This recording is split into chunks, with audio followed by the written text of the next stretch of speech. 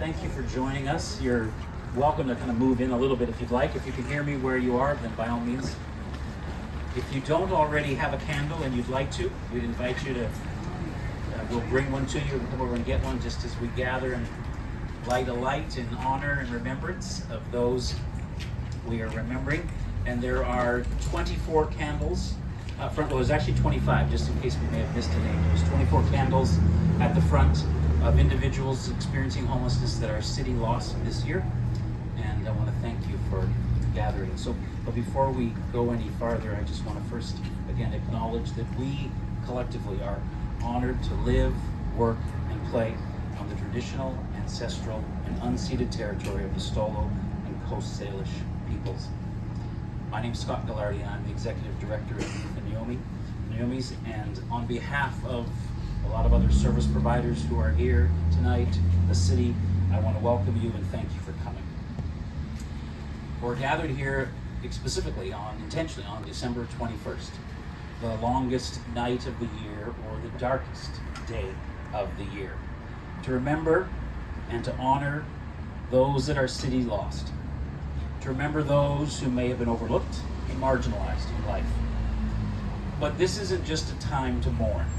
It's a time to celebrate their lives, that despite the struggles they may have experienced, they touched other lives. You wouldn't be here had their lives not impacted yours in some way as you came alongside them and they came alongside you. Every single name on this placard and every single name that will be read out in just a few moments was known by friends, known by family, known by service providers, known by outreach workers, known by chaplains, and known by a host of other carers. Because in the shadows of our city, in forgotten corners, lived individuals who faced some of the harshest realities of life on the streets. And their faces and their stories, often unseen and unheard, were etched with the lines of resilience and courage. Today we come together to honor them and to remind ourselves that they are not forgotten. I'd like to encourage us all as we just take a couple minutes here to reflect on the fact that each person we will remember tonight in our remembering was more than just a set of circumstances.